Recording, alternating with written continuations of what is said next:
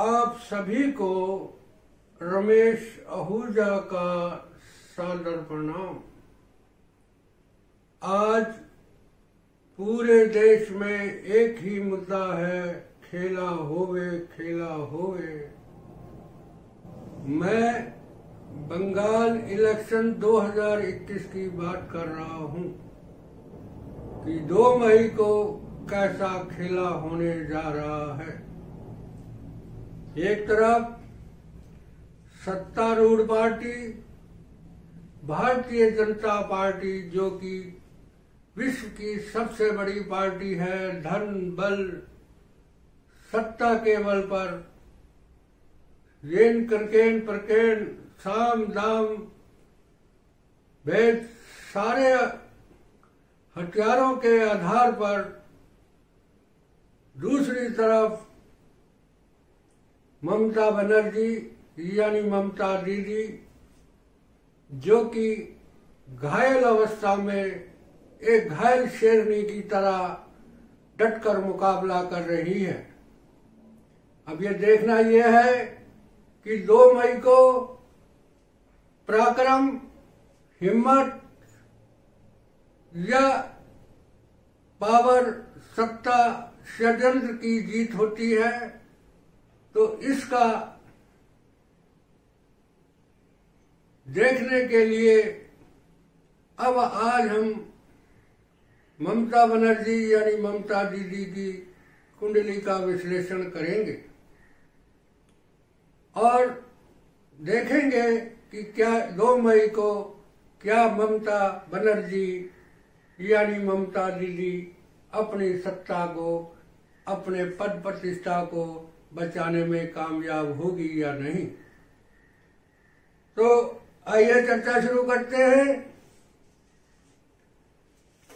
वैसे तो मेरे पास ममता दीदी का बड़ डिटेल नहीं था, मगर एस्ट्रोसिस से मैंने ये प्राप्त किया है और उसी के आधार पर मैं दीदी की कुंडली का विश्लेषण करने जा रहा हूं। तो ममता दीदी की जन्म तिथि है 5 जनवरी 1955, दोपहर के 12 बजे, जन्म स्थान कलकत्ता। तो इस बर्थ डिटेल के अनुसार ममता दीदी की मेष लगन आती है, यानी एरिस एसेंडेंट आती है, जिसका स्वामी मंगल बनता है।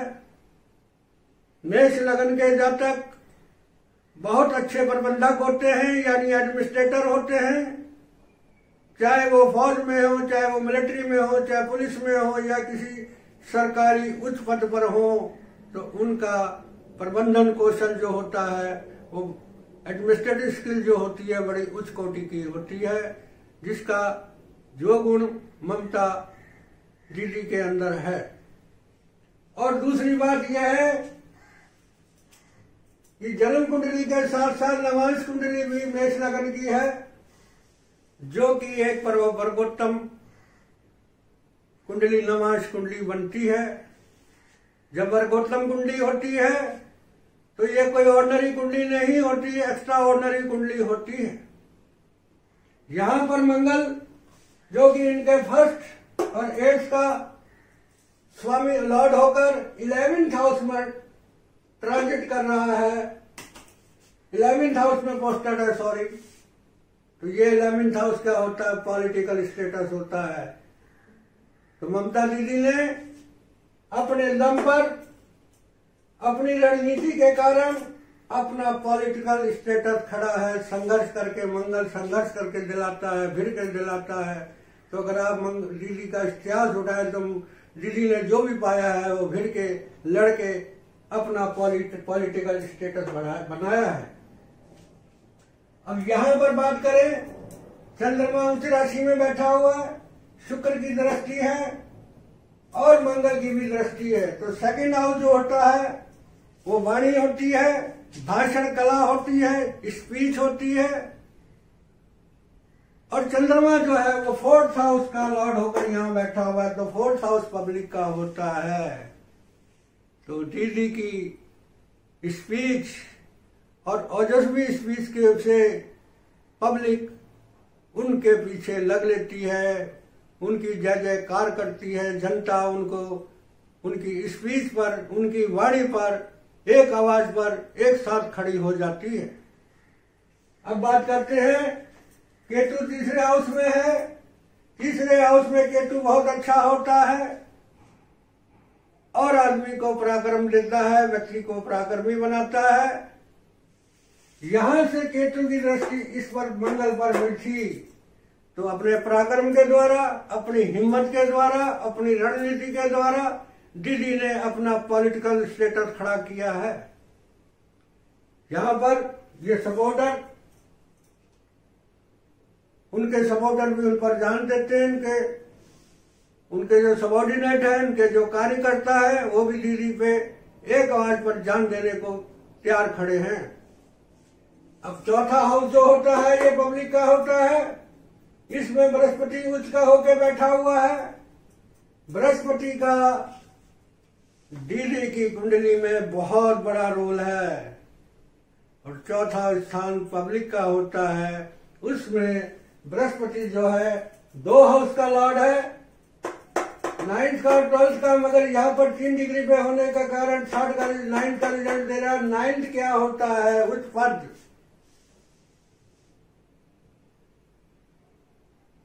उच्च पद यानी मुख्यमंत्री पद 9th हाउस देता है। किसके कारण मिला? पब्लिक के द्वारा। यहां पर बृहस्पति की पोजीशन बहुत अच्छी है। एक तो बृहस्पति उच्च का बैठा हुआ है, दूसरा अपने नक्षत्र में है और तीसरा जो है नवांश में भी वर्गोत्तम है। तो बृहस्पति का बहुत बड़ा रोल है दिल्ली को इतनी ऊंचाई पे पहुंचाने का। अब चौथे हाउस में बैठा है तो चौथा हाउस क्या है? पब्लिक।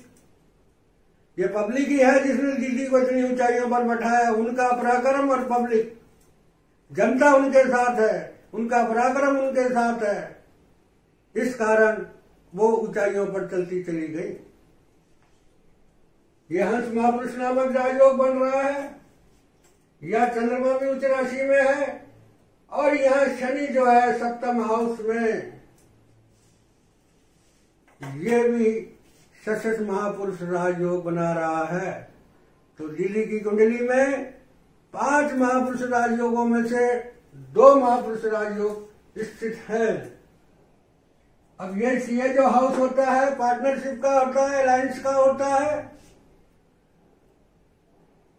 यहां पर दीदी की शादी भी नहीं चल पाई क्योंकि शनि बृहस्पति के नक्षत्र में था और 7th हाउस का लॉर्ड अष्टम में पड़ा हुआ था। तो मैरिज भी लाइफ नहीं चल पाई। दूसरा, ये बड़ी से बड़ी पार्टियों के साथ अलायंस किए, गठजोड़ किए, सत्ता में आई, मगर विचार न मिलने के कारण सत्ता को लात मारकर अलग हो गई। यहां से शनि 9th हाउस को देख रहा है तो ये जो बड़ी पार्टी जो पार्टनर है इनकी सत्ता को कम, इनकी पावर को कम करने की कोशिश करती थी, ये चीज दिल्ली को बर्दाश्त नहीं हुई। अगर दिल्ली की बात नहीं मानी गई तो दिल्ली ने अपने गठजोड़ को तोड़ दिया, सत्ता से बाहर कर लिया। अब ये 9th हाउस की बात करते हैं तो सूर्य यहां पर पंचम का स्वामी, बुध जो है पराक्रम और संघर्ष का स्वामी और राहु इसके साथ बैठा हुआ है। सूर्य जब पंचम हाउस का लॉर्ड होता है तो आदमी की, व्यक्ति की जो बुद्धि होती है वो ब्लेड के समान होती है और सूर्य की 9th हाउस में सबसे अच्छी स्थिति मानी गई है। सूर्य जब यहां से यहां होता है तो 2 में से एक बात होती है, या तो एजुकेशन मिलती है या संतान मिलती है।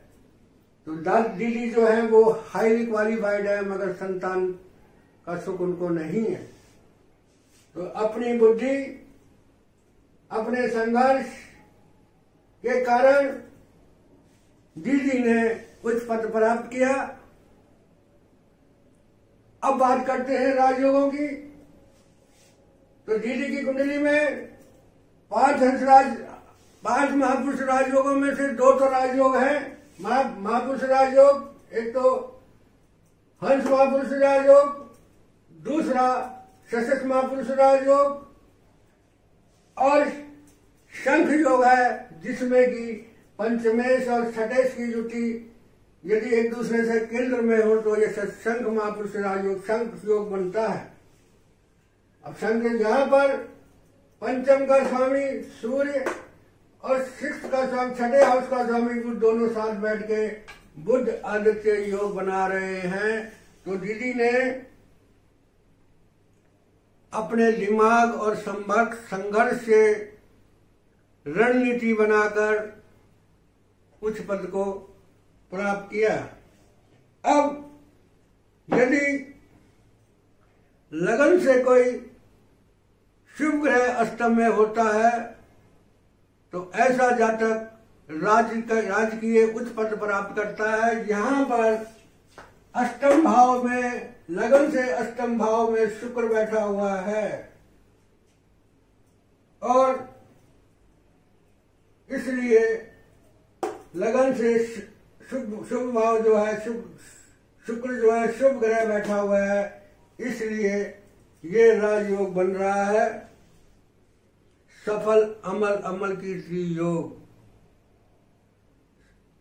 सफल अमल कीर्ति योग जब लगन से कोई शुभ ग्रह अष्टम में बैठा होता है तो ऐसा जातक राजकीय में आज के हिसाब से राजकीय उच्च पद प्राप्त करता है। मुख्यमंत्री हो गया या कोई और मंत्री पद हो गया।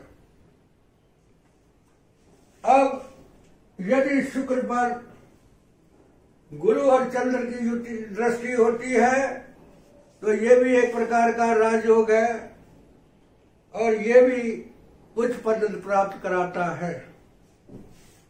यहां देखिए शुक्र अष्टम में बैठा है, चंद्रमा की दृष्टि है, यहां से गुरु की दृष्टि है और ये हाउस जो होता है ये प्रतिष्ठा का भी होता है। तो दिल्ली की प्रतिष्ठा पूरे हिंदुस्तान में है, ना कि बंगाल में नहीं बल्कि पूरे हिंदुस्तान बदली। अब जो ये बात हो रही है खेला हो गए तो पूरे वर्ल्ड में दिल्ली की प्रतिष्ठा बढ़ गई है। अगला राजयोग क्या है? जब राहु त्रिकोण या केंद्र के स्वामी के साथ बैठा होता है तो ये एक प्रकार का राजयोग बनता है जो राजकीय सफलता दिलाता है, राजकीय उच्च पद दिलाता है। ये ऑलरेडी जो है उच्च पद का हाउस है। यहां पर सूर्य जो है त्रिकोण का मालिक होकर त्रिकोण में राहु के साथ युति कर रहा है तो ये उच्च पद प्राप्त हुआ दिल्ली को। अगला राजयोग जो है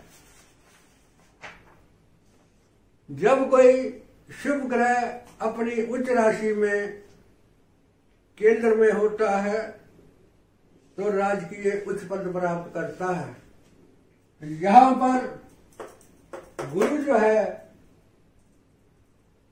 वो उच्च का होकर फोर्थ हाउस में बैठा है तो इसलिए दीदी ने उच्च पद प्राप्त किया। अब अगला जो है चंद्रमा जिस ग्रह के नवांश में होता है, जिस राशि के नवांश में होता है, उस राशि का स्वामी यदि जन्म कुंडली में केंद्र में बैठा हो तो ऐसा जातक राजाओं का भी राजा होता है, यानी आजकल की आधुनिक भाषा में कहें तो प्रधानमंत्री तक हो सकता है। यहां पर देखो आप चंद्रमा कहाँ है नवांश की कुंडली में, ये कुंभ राशि में बैठा हुआ है और इसका स्वामी शनि जो है यह केंद्र में उच्च का होके बैठा हुआ है। तो कोई बड़ी बात नहीं, 2024 में दिल्ली प्रधानमंत्री बनने का भी योग बनता है। अब बात करते हैं, पिछले हिसाब देख लेते हैं। ये तो इनकी कुंडली का मैंने विश्लेषण कर दिया। अब ये कब इन्होंने मुख्यमंत्री पद प्राप्त किया और कैसे किया उसकी डिटेल में बात करूंगा। इनको शनि की महादशा 16 अगस्त 2007 को लगती है और 16 अगस्त 2007 से 19 अगस्त 2010 तक दिल्ली को शनि में शनि की अंतर्दशा चलती है और शनि यहां पर बृहस्पति के नक्षत्र में है, तो शनि अपना फल नहीं देंगे, बृहस्पति का फल देंगे, क्योंकि शनि बृहस्पति के नक्षत्र में है और शनि की दृष्टि इनकी फर्स्ट हाउस में है। तो Delhi simple living and high thinking, इतनी ऊंची पद पर होने के बाद भी, मुख्यमंत्री होने के बाद भी सूती कपड़ों में और हवाई चप्पल में चलती हैं, बड़े बड़े मकान में नहीं रहती, छोटे से मकान में रहती हैं, पैदल चलती हैं। ये इस वजह से क्योंकि इनके अंदर त्याग है, गरीबों के प्रति सेवा करने का लक्ष्य है, दिल में लोगों के प्रति सेवा करने का लक्ष्य है। राजकीय उस पद पर में होते हुए भी राजसी ठाट बाट से दूर रहती है, जिसका कारण ये शनि की दृष्टि है। अब उसके बाद जब शनि में बुध की अंतर्दशा आई, ये पीरियड था 19 अगस्त 2010 से 28 अप्रैल 2013 पर, और कितना बड़ा इनका ओपोनेंट था, विरोधी थे, लेफ्ट, जो कि 35 साल से 35 साल से एक छत्र राज कर रहे थे। इनके अपोनेंट के विरोधी अभी काफी हमेशा ही ताकतवर रहे हैं और इन्होंने अपने विरोधियों को हराया है। तो ये पीरियड था 3 अप्रैल 2021 से 4 अगस्त 2021 के बाद। यहाँ पर शनि में बुध और बुध में शुक्र, शुक्र मैंने यहाँ पहले ही बोल दिया है आपको कि शुक्र पे अगर लगन से अष्टम बैठा हो तो राज की उच्च पद प्राप्त दिलाता है। तो इस पीरियड में जनता के भारी सहयोग के साथ और अपने पराक्रम के दम पर लेफ्ट का जो 35 साल का किला था उसको ध्वस्त कर कर प्रथम बार, फर्स्ट बार मुख्यमंत्री की गद्दी पर बैठी। अब दोबारा 2016 की बात करते हैं। तो 2016 में शनि में शुक्र था और शुक्र भी गुरु के नक्षत्र में और शनि भी गुरु के नक्षत्र में। 2016 वाला इलेक्शन इन्होंने प्रचंड बहुमत से जीता, 2211 सीटों से ये जीता, क्योंकि गुरु जनता इनके पीछे थी, पूरी की पूरी जनता। मैं बार बार कह रहा हूं कि इनकी कामयाबी में जनता का बहुत बड़ा रोल है और साथ में इनका पराक्रम है, क्योंकि यहाँ पर शनि भी गुरु के नक्षत्र में था और शुक्र भी गुरु के नक्षत्र में था। गुरु हंस महापुरुष राजयोग बना रहा है, अपने ही नक्षत्र में है और अपने ही वर्गोत्तम नक्षत्र के, अपने वर्गोत्तम नवांश के अंदर है। तो 4th हाउस, मगर ये बृहस्पति रिट्रोग्रेड होने के कारण ये किसी की सुनती नहीं, जो इनके मन में आता है वही करती हूं। अब बात करते हैं अब की 28 मार्च 2021 से दिल्ली को शनि में राहु लग गया, और शनि में जब राहु होता है तो षड्यंत्र भी होता है। अब इस इलेक्शन में आप देखो, ये होता है विरोधी, प्रत्यक्ष विरोधी, अपोनेंट, उच्च का शनि बैठा हुआ है और 10th और 11th का लॉर्ड होकर बाद 10th क्या है, सरकार। यहां से शनि की तीसरी दृष्टि इसके ऊपर पड़ी हुई है, शनि में राहु चल रहा है। तो सत्तारूढ़ पार्टी किसी भी तरह से षड्यंत्र से, अपनी पावर से, सत्ता के पावर से उनको बेदखल करना चाह रही है। ये मुख्यमंत्री पद है, उसको छीनना चाह रही है, मगर ममता दीदी अभी जो दीदी की चोट लगी तो हम गोचर की कुंडली देखते हैं, तो यहां इनको पीरियड जो चल रहा था, यहां पर शनि की तीसरी दृष्टि जो यहाँ पर थी, थर्ड हाउस, 12th हाउस में, जो 12th हाउस क्या होता है, पैर का होता है। तो दिल्ली की अचानक पैर में चोट लगी। शनि चंद्रमा के नक्षत्र में है और राहु भी चंद्रमा के नक्षत्र में है। तो चिंता की स्थिति जो है, क्योंकि चंद्रमा 2.25 दिन में राशि बदलता है, तो वो थोड़ा इधर उधर हो रहा है मामला। अब जैसे ही 6 अप्रैल को गुरु यहाँ आ गया, क्योंकि ये जो गुरु था, पहले गुरु जो था ये 9th हाउस का रिजल्ट दे रहा था, मगर 20 जनवरी के बाद गुरु ने 12th हाउस का रिजल्ट देना शुरू कर दिया और बाहरी व्यक्तियों द्वारा, एक धार्मिक एजेंडे द्वारा डीडी को परेशान किया जाने लगा। मगर जैसे ही 6 अप्रैल को गुरु यहाँ पर आ गया और 9th का रिजल्ट दे रहा है, तो यहाँ पर ये एक अच्छा सिंबल है कि कोई भी ग्रह जब अपने हाउस से थर्ड होता है तो उसकी वृद्धि करता है, यानी डीडी का मुख्यमंत्री पद कामयाब होने जा रहा है। अब 13 अप्रैल से यहां मंगल था, अभी 13 अप्रैल तक तो अपने ही लोगों ने, राहु के साथ बैठा था तो अपने ही लोगों ने षड्यंत्र किया। और राहु जब 2nd हाउस में होता है, तो पार्टी में हो या घर में हो, तो इसमें लोग धोखा देते हैं, अलगाव होती है। मगर 13 अप्रैल को मंगल यहाँ आ गया और सूर्य यहाँ आ गया, तो सूर्य लगन में क्या देगा, उच्च का पावर, सत्ता, एनर्जी। और मंगल 3rd हाउस में पराक्रमी, फर्स्ट का लॉर्ड होकर मंगल 3rd हाउस में आ गया, तो दीदी को जबरदस्त पराक्रमी बना दिया। और दीदी के जो कार्यकर्ता हैं उनमें जबरदस्त उत्साह भरेंगी, जिससे अपने पद को बचाने की कोशिश करेंगी। और यहां से मंगल 6th हाउस को देखेगा, तो ये शत्रु है, तो अपने शत्रुओं का अपने पराक्रम से, अपने कार्यकर्ताओं के द्वारा नाश करेंगे।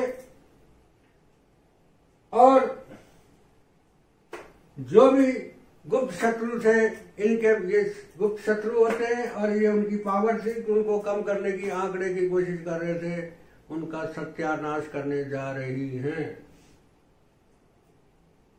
अब बात करते हैं, ये 13 अप्रैल के बाद आप देखना बाकी 4 चरणों के चुनाव में दीदी कितना जबरदस्त और उसके कार्यकर्ता और जनता उनके साथ है, कितनी बाकी 4 चरणों में काफी अच्छी लड़ाई लड़ने जा रही हैं। अब 2 मई की बात करते हैं, तो 2 मई को क्या होगा, शनि में राहु, राहु में राहु और गुरु और शुक्र।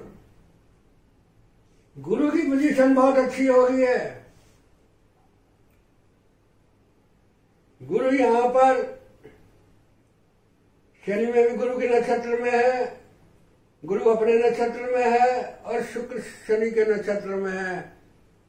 और ट्रांजिट में सब मून के नक्षत्र में है और गुरु जो है मंगल के नक्षत्र में है।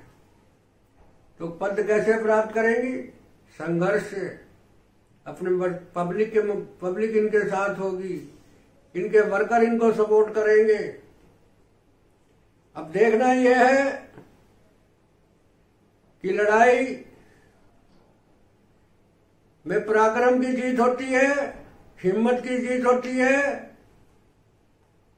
या जनता की जीत होती है, या पैसे की जीत होती है, या साम दाम दंड वाली पार्टी की जीत होती है, या षड्यंत्रकारियों की जीत होती है। यहां पर स्थिति काफी गंभीर है, कांटे की लड़ाई है, ऊपर नीचे रिजल्ट होते रहेंगे। मगर मुझे ये लगता है कि शायद दीदी अपने पद प्रतिष्ठा को बचा जाएंगी। ये तो जगत विदित है कि किस तरह से भयंकर सभी प्रकार के हथियार जनता पार्टी प्रयोग कर रही है, और मगर दीदी के पास सिर्फ एक हिम्मत और पब्लिक साथ में है। तो कुल मिला के मैं ये कह सकता हूं कि Delhi neck to neck fight करने में अपनी सत्ता शायद बचा जाए, क्योंकि इनकी कुंडली में मैंने सारे यार राजयोग बता दिए कितने जबरदस्त राज हो गए। ये बृहस्पति की बदलने के कारण ये जो बाहरी व्यक्ति थे, जो गुप्त शत्रु थे, वो अब कुछ नहीं कर पाएंगे। तो दोस्तों, ये थी दीदी की कुंडली का विश्लेषण, जितना मेरे को ईश्वर ने ज्ञान दिया और जो मेरा एक्सपीरियंस है उसके अनुसार मैंने विश्लेषण कर दिया है। हो सकता है मुझसे कोई गलती हो गई हो, कोई मिस्टेक हो गई हो, तो उसके लिए मैं क्षमा चाहूंगा। और मैं अपने हृदय से बंगाल की घायल शेरनी ममता दीदी के लिए दिल से दुआएं देता हूं कि वो इस लड़ाई में कामयाब हो और खेला जम के हो। अंत में, यदि अभी तक आपने मेरे चैनल को सब्सक्राइब नहीं किया है तो प्लीज मेरे चैनल को सब्सक्राइब करें। और आखिर में रमेश आहूजा का आपको कोटि कोटि प्रणाम।